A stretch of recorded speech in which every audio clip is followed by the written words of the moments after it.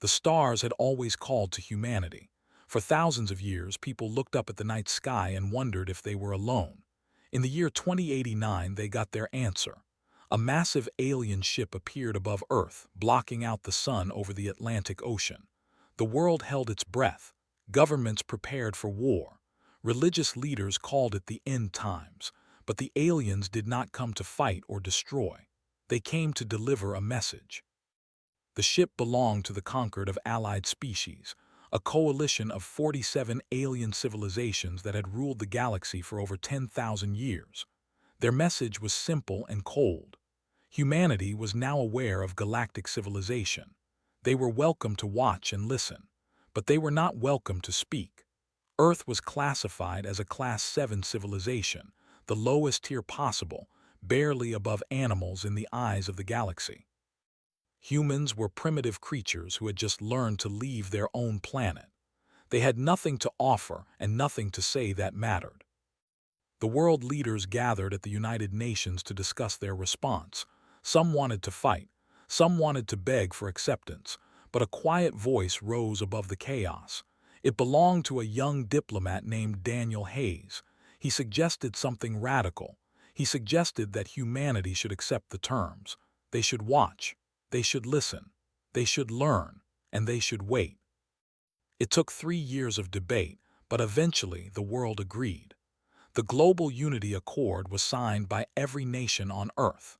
Humanity would speak with one voice, and that voice would remain silent until they were ready to be heard. 97 years passed. Admiral Cole stood at the observation deck of the orbital station called Vigil. She was 62 years old, with gray hair cut short and eyes that had seen too much. She had spent her entire adult life in service to the United Earth Navy, a military force that officially did not exist. To the aliens, Earth had no real military, just some old ships patrolling their tiny corner of space. The aliens never looked closely enough to see the truth. Watched Earth rotate slowly beneath her. The blue oceans and green continents looked so peaceful from up here. Down there, 8 billion people lived their lives, went to work, raised their families. Most of them had never met an alien. Most of them tried not to think about the fact that the galaxy considered them worthless, but thought about it every single day. Her communication device buzzed. A message was coming through from Titan, one of the moons of Saturn. She recognized the sender immediately. Commander Samuel Price was an old friend, one of the few people she trusted completely. His message was only 6 words long. They crossed a line today. Felt her stomach tighten. She walked quickly to the command center and pulled up the Galactic Broadcast Network. Humanity had been given access to these broadcasts as part of their observer status.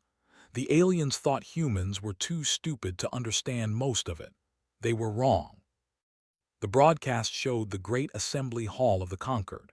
Representatives from all 47 species were gathered for their monthly session. At the center podium stood Ambassador of the Dominion. There were tall creatures with 4 arms and pale blue skin. They considered themselves the most cultured and intelligent species in the galaxy. Was their chief diplomat, known for his sharp tongue and cruel humor. Activated the translation system and listened. Was responding to a petition. Earth had submitted another request for basic trade rights, the 19th such request in 40 years. Every single one had been rejected.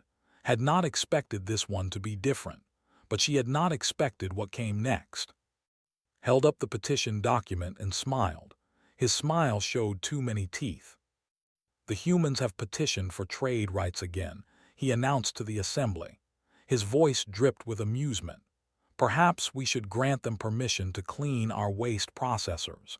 It is the only task suited to creatures of such limited cognition. Laughter rippled through the assembly hall.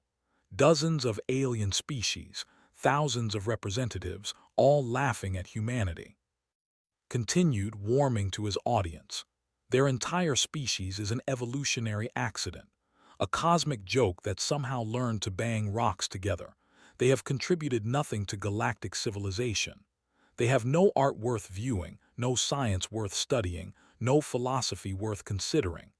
They are mayflies, here today and gone tomorrow, and the galaxy will not notice their passing. The laughter grew louder. Some aliens were standing now, applauding. This was the greatest entertainment they had enjoyed in years. Stood frozen at her console. She had heard insults before. Every human who worked in space had heard them. The aliens did not even try to hide their contempt. But this was different. This was not a casual comment or a private joke. This was the official representative of a major galactic power, mocking humanity in front of the entire galaxy. This broadcast would be archived forever.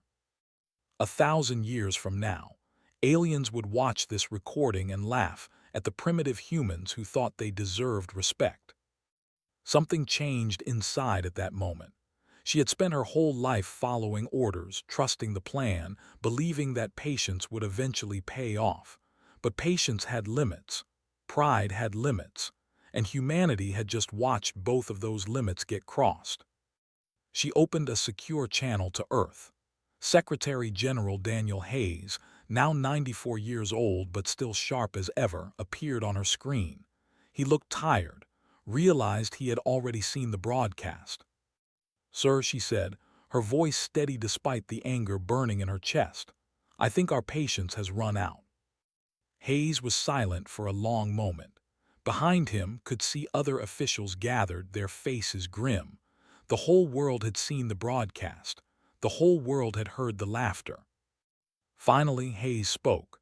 His voice was soft but carried the weight of a century of planning. "Admiral Cole, I am authorizing Phase 7. Contact Dr. Morgan at the Prometheus facility. Tell her the silence ends tonight." Felt her heart pound. Phase 7. The words she had waited her entire career to hear. The moment humanity had been preparing for across 3 generations. "Yes, sir," she replied. "And sir, when we speak, I want to make sure they hear every word." Hayes almost smiled. "They will, Admiral. The whole galaxy will hear us, and they will never laugh at humanity again." Closed the channel and looked out at the stars. Somewhere out there, 47 alien species thought they knew what humans were capable of. They thought they understood Earth and its people. They had watched humanity for a century and seen only silence. They had no idea what was coming.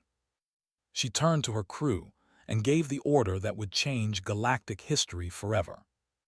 "Begin the awakening. It is time for humanity to speak." Dr. Lisa Morgan had not seen sunlight in 15 years.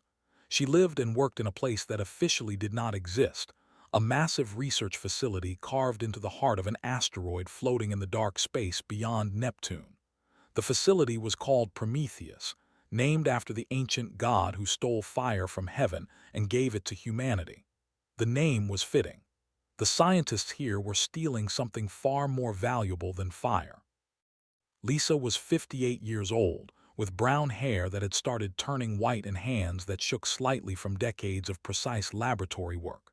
She was the director of Prometheus now, responsible for 3,000 of humanity's minds. Engineers, physicists, biologists, computer scientists. They had all given up normal lives to work here in secret. Many of them would never see Earth again. They had accepted that sacrifice because they believed in the mission. The mission was simple: learn everything the aliens knew, then surpass them. For 100 years, the Conquered had given humanity access to galactic broadcasts. They thought they were being generous, allowing the primitive humans to observe true civilization. They never realized they were giving humanity the keys to their own destruction. Every broadcast contained information, technical specifications hidden in ship designs, scientific principles revealed in educational programs, military tactics displayed in historical documentaries. The aliens talked openly about everything because they never imagined humans could understand. But humans understood. They understood everything. Lisa walked through the main corridor of the facility, passing laboratories filled with impossible technology. In one room, engineers were testing an artificial gravity generator that was 300 years ahead of anything the Conquered possessed. In another, Physicists were calibrating a faster-than-light drive that could cross the galaxy in days instead of months. In a third, weapons specialists were examining energy systems that could crack a planet in half. Humanity had not wasted its century of silence.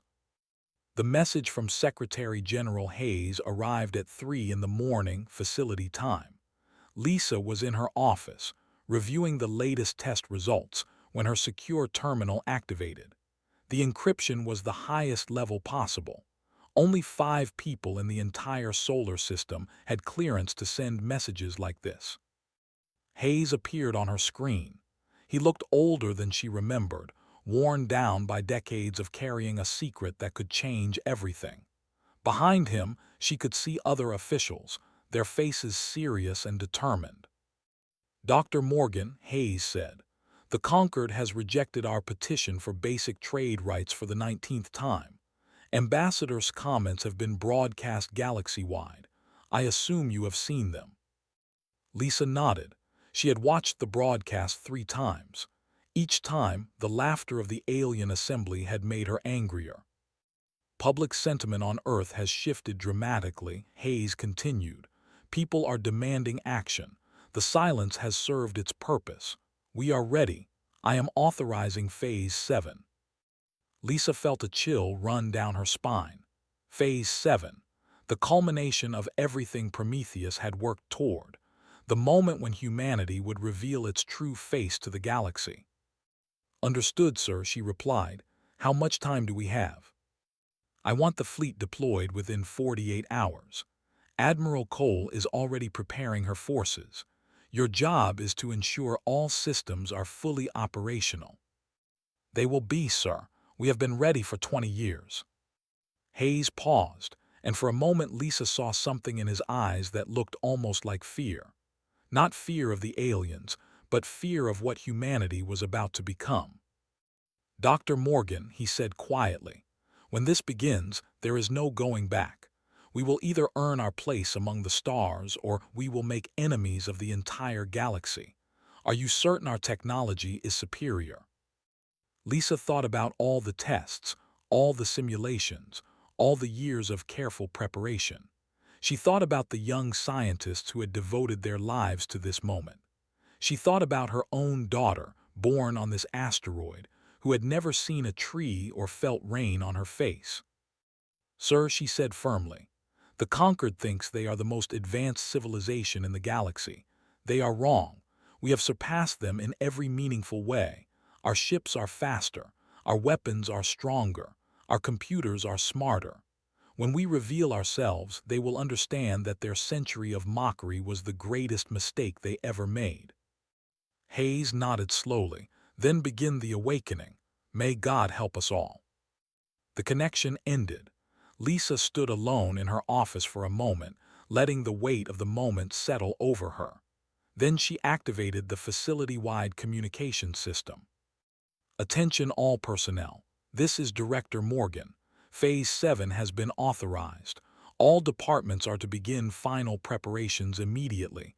Repeat, Phase 7 is active. This is not a drill." The response was immediate. Across the facility, lights changed from standard white to urgent amber. Alarms sounded in every corridor. 3,000 people stopped whatever they were doing and moved to their assigned stations with practiced efficiency. They had trained for this moment for years.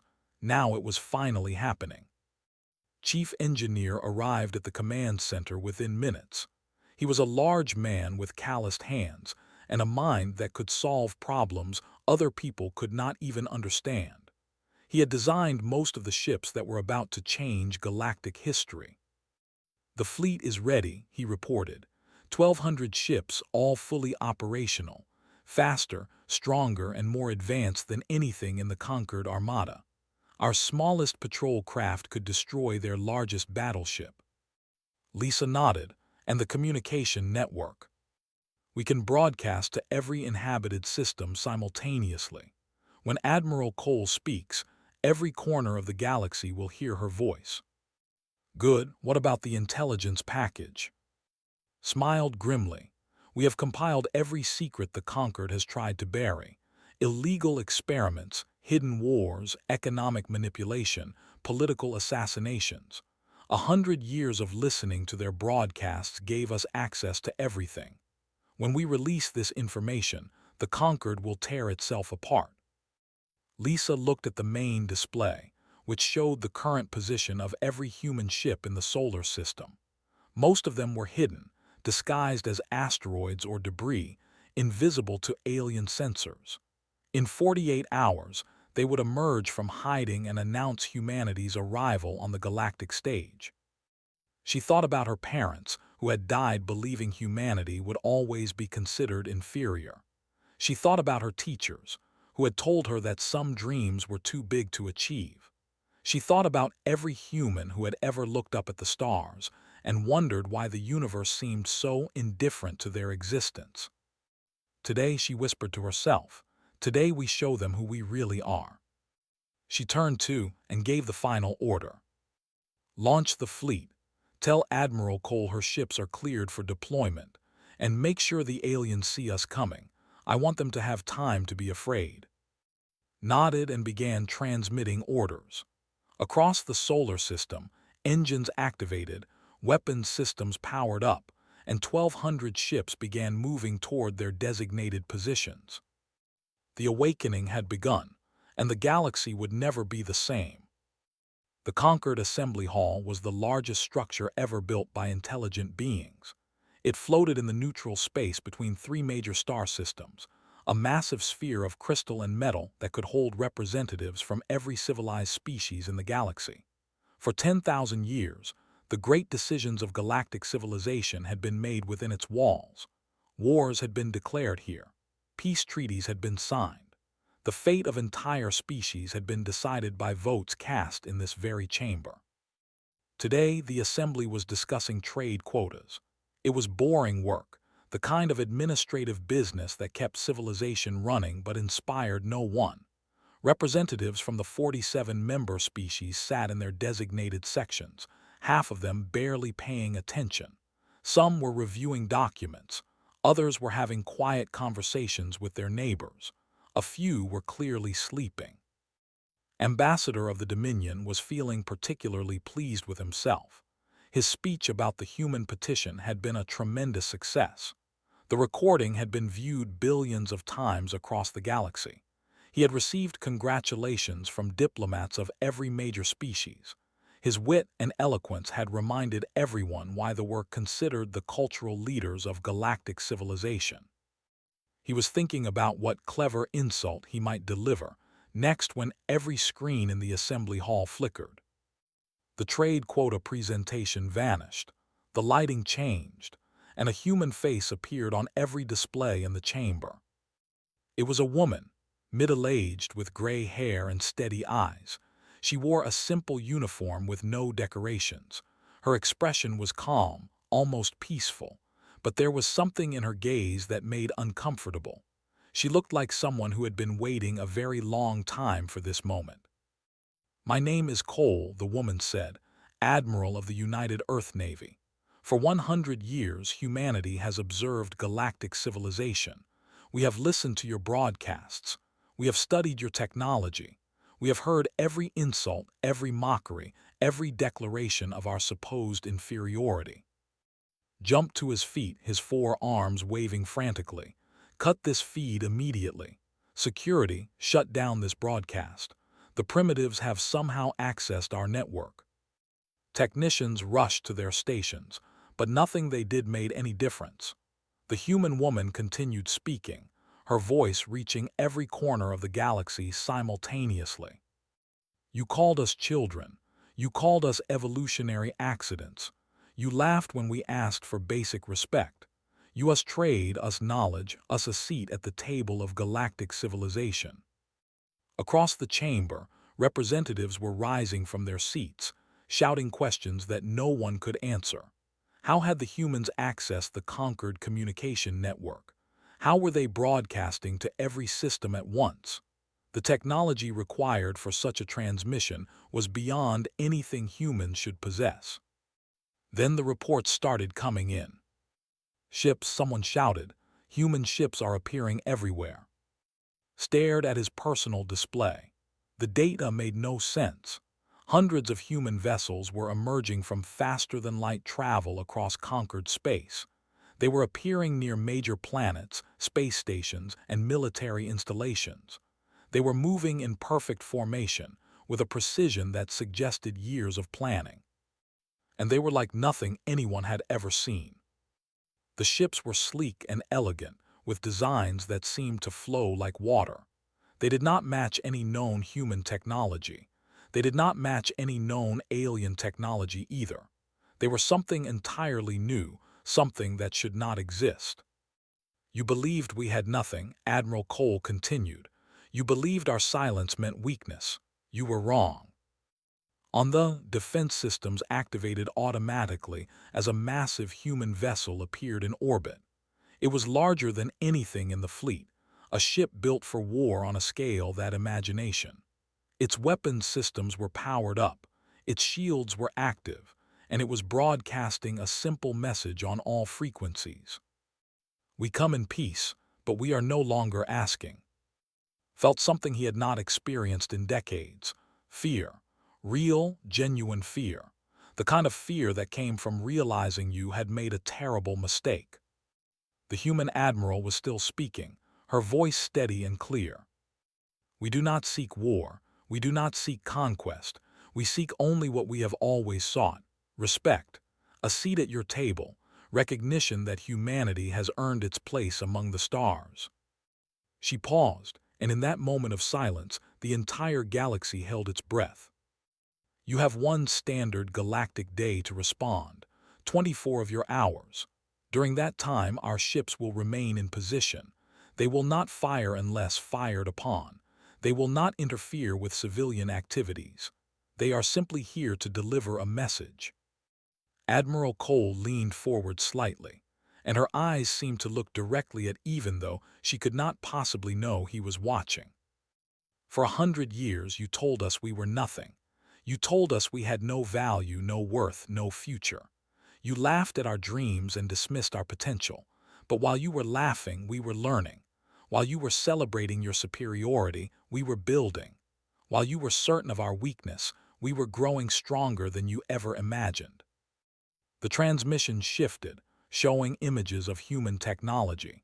Ships that could outrun anything in the conquered fleet. Weapons that could destroy space stations with a single shot. Medical technology that could cure diseases the conquered had struggled with for centuries. Computer systems that made alien networks look primitive. This is what humanity has accomplished in 100 years of silence, Admiral Cole said. Imagine what we will accomplish in the next 100 years. You can face that future as our enemies, constantly looking over your shoulders, wondering when we will decide to take what we want. Or you can face it as our partners, sharing in discoveries that will benefit every species in the galaxy. The choice is yours, but know this. Whatever you decide, humanity will never be silent again. We have found our voice, and we will be heard. The transmission ended. The screens returned to normal, but nothing in the assembly hall was normal anymore. Representatives were shouting. Military commanders were demanding information. Diplomats were trying to contact the conquered, which had maintained order in the galaxy for 10,000 years, was falling into chaos. Stood alone at his podium, staring at the empty space where the human face had been. He thought about his speech, about the jokes he had made, about the laughter of the assembly. He thought about the recordings that would exist forever, showing him mocking a species that had just proven itself more advanced than anyone had dreamed. He had made the greatest mistake of his career, perhaps the greatest mistake in history. And he had no idea how to fix it. The emergency session of the Conquered lasted 18 hours. It was the longest continuous meeting in galactic history, and also the most chaotic. Species that had been allies for thousands of years turned on each other, shouting accusations and assigning blame. Military leaders demanded immediate action against the humans. Diplomats called for negotiation. Scientists insisted they needed time to study the human technology. Nobody agreed on anything. Admiral Cole watched it all from the bridge of the constellation. humanity's flagship. The ship was positioned in neutral space, close enough to monitor the conquered assembly but far enough to avoid any appearance of aggression.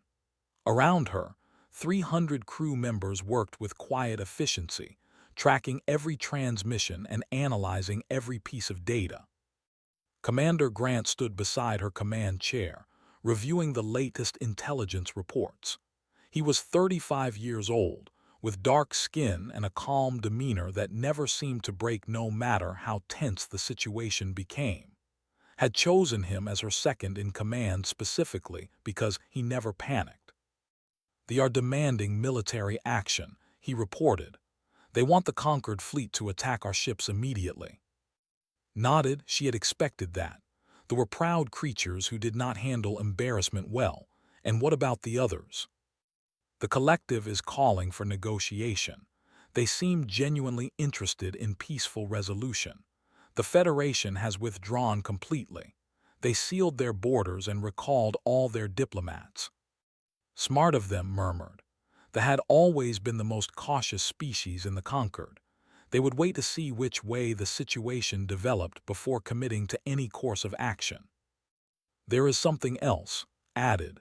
"Ambassador has requested a private communication channel. He wants to speak with you directly." Almost smiled. The alien who had mocked humanity in front of the entire galaxy now wanted a private conversation. She wondered what he could possibly say. "Put him through," she ordered. The main display flickered and his face appeared. He looked different than he had during his famous speech. The confidence was gone. The arrogance had faded. In its place was something had never seen in an alien before, genuine fear. "Admiral Cole," said. His voice was careful now, measured, nothing like the casual cruelty he had displayed days earlier.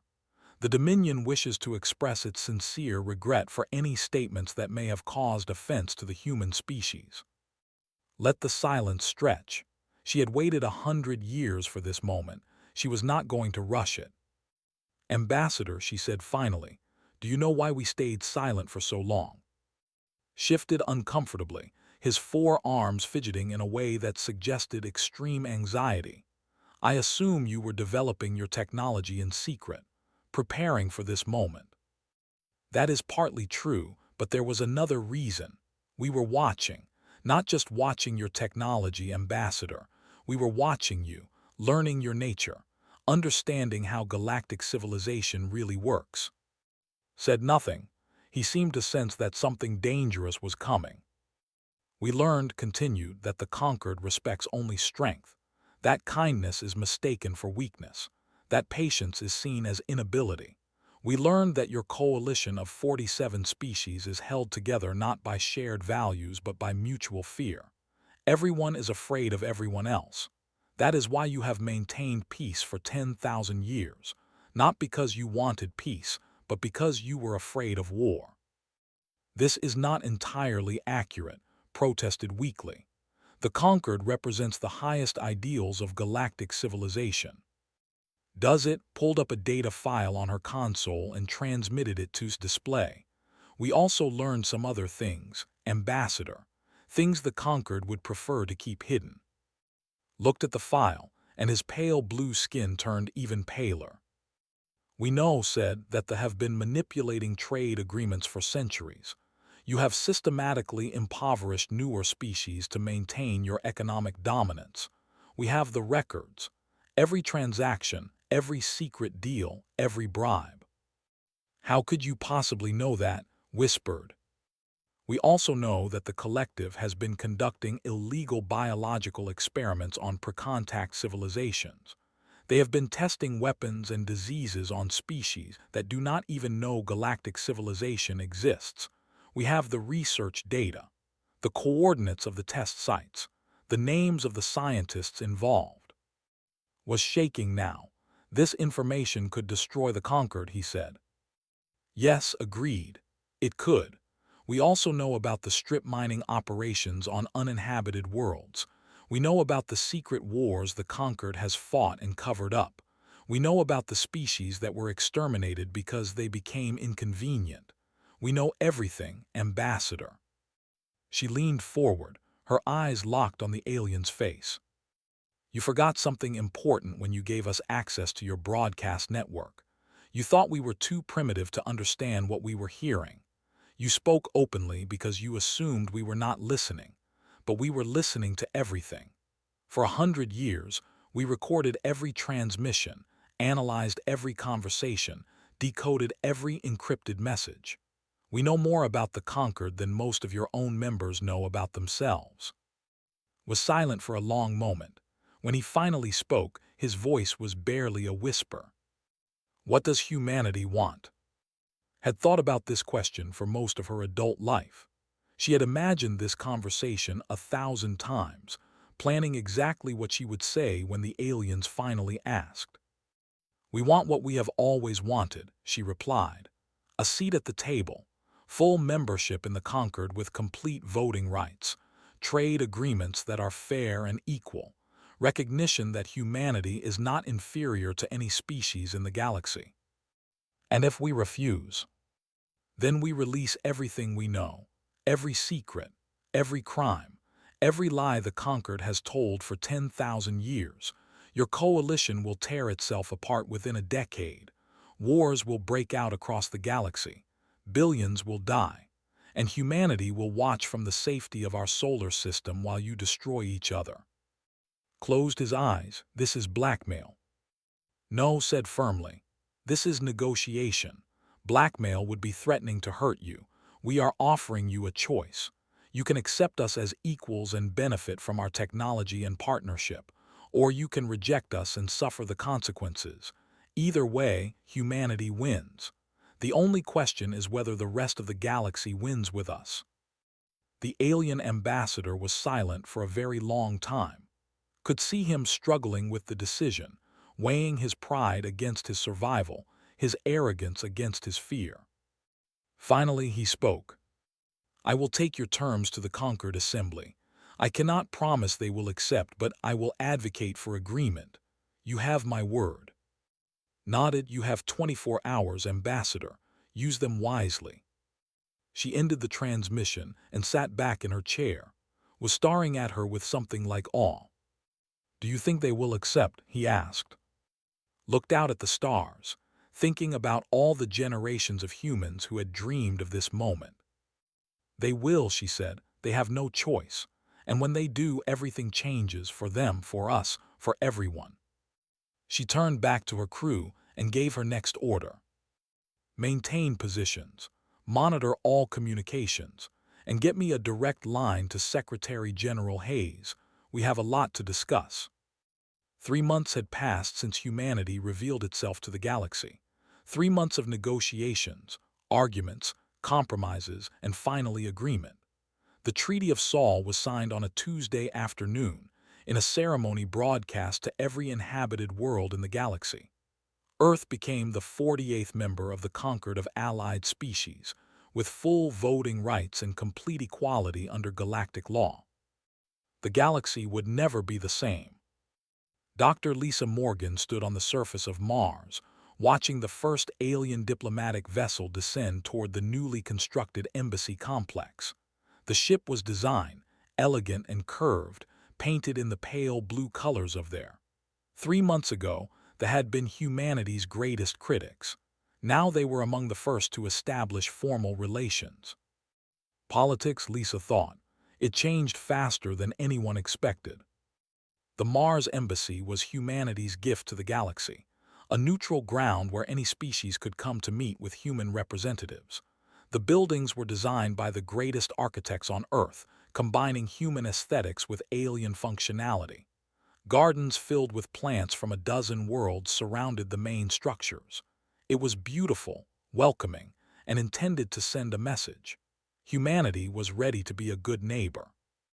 Secretary General Daniel Hayes stood at the podium, preparing to address the gathered crowd.